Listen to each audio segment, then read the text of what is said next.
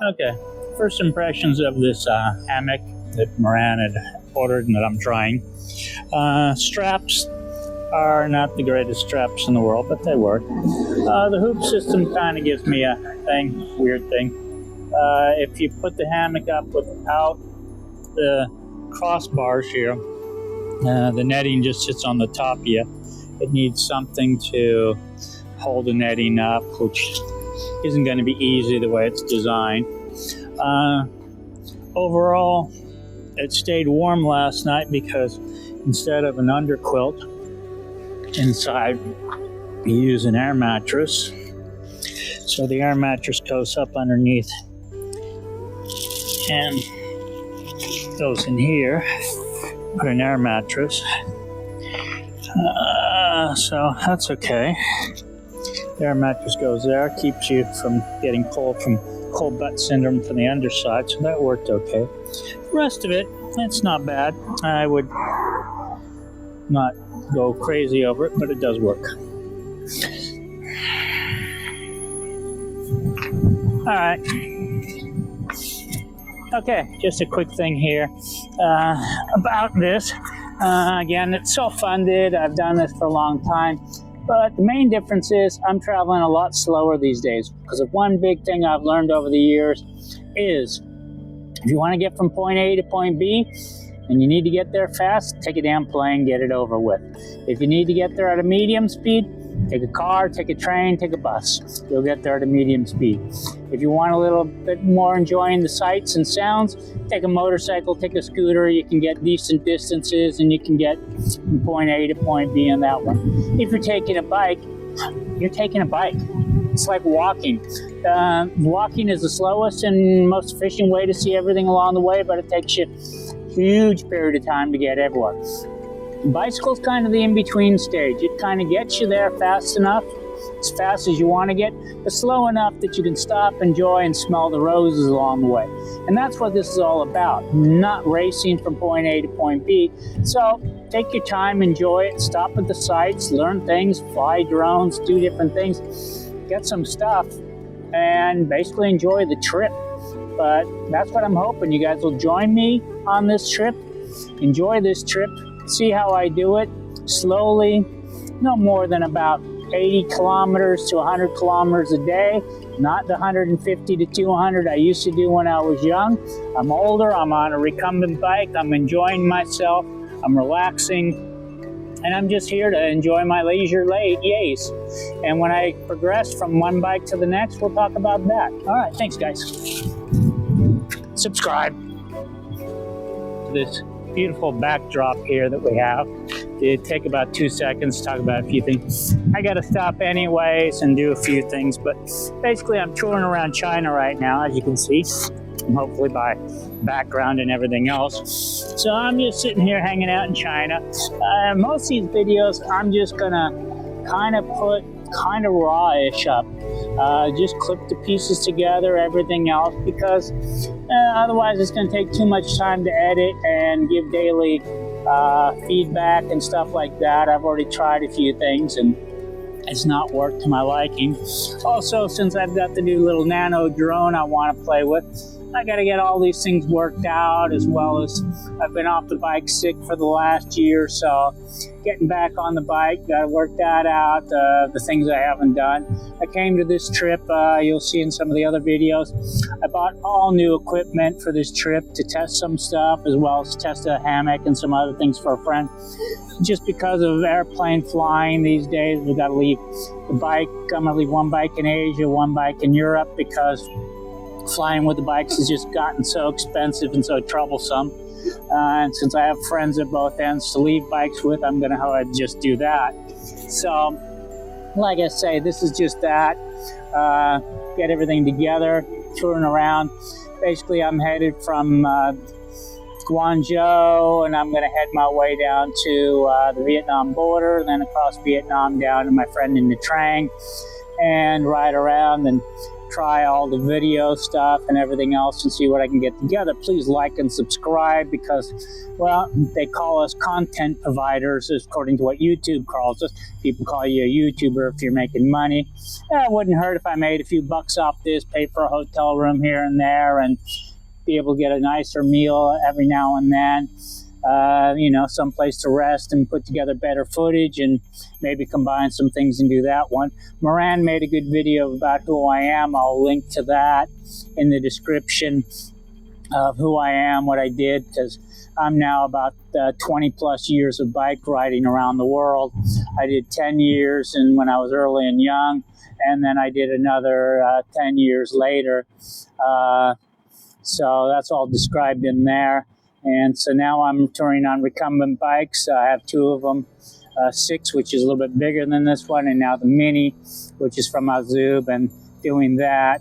And of course, you see people just walking my way and got to get a photo of me while I'm doing my recording and everything else. So that's China, that's how it goes. So I got to do some work on the bike here, put a few things together. So I'm going to do that. And once that's done, I'm going to go ahead and head on out and hopefully get this drone tested and do a little drone flight and add that to this and get some things going. Thanks. Now in China, a lot of times you get some choices as to where to ride. These going in between these little things sometimes is a pain in the ass because of the bags. So you got to kind of watch which ones are good and which ones are bad. Otherwise, you hit your bags going through those little things. You can ride on the road, but sometimes traffic is bad, sometimes traffic isn't. So you take your choice as to where you're riding. But in general, as you see, it's usually pretty well done for the bike on these things, just those little blocks and stuff. Coming up to a bridge like this, sometimes it's safer to ride the bike path than it is on the road, because the road gets, narrow, of course. When it comes to this spot here, the two highways mesh together, the old one and the new one. So speeds of the traffic is that. I have the nice little bike lane here, perfectly good for riding with the bike. Scenery is good. This way, if you want to stop and take the scenery in, it's a good thing. That last night over there would have been a great place to camp alongside the river had I made it this far. Got a little bike path there, a little shelter. Could have hung the bike up underneath and done that. Overall, where I was last night wasn't bad. Crossing in and out of the rivers, coming along the hillsides and mountainsides. Scenery's beautiful and everything's good. In China, I always say take the good with the bad. As you see here, these are little pepper plants. Over here are onions. Over here, some cabbage, some stuff, some greens, all for food and all that stuff. All the way going up all this way. It's growing all this food. Now, it's a great thing that they're growing food like this and everything else for your family to subsidize. But growing it close to the road, that means you're getting all the pollutants in your food.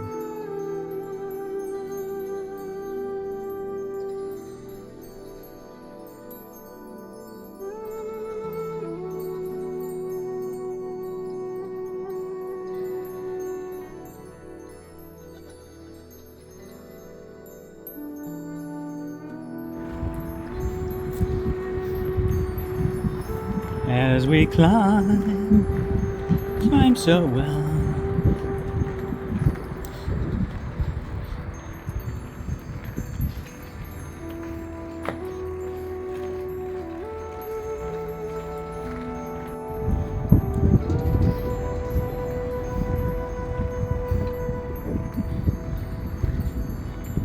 Probably one of the nicest things about solo travel is you can change your route at any time, change what you're doing, decide you want to go one way, get to some place, find out from locals, there's another route, another more maybe fun route, maybe less fun. We never know. That's the hardest thing about all this. But in general, you can just change routes and go around. You've got all the time in the world.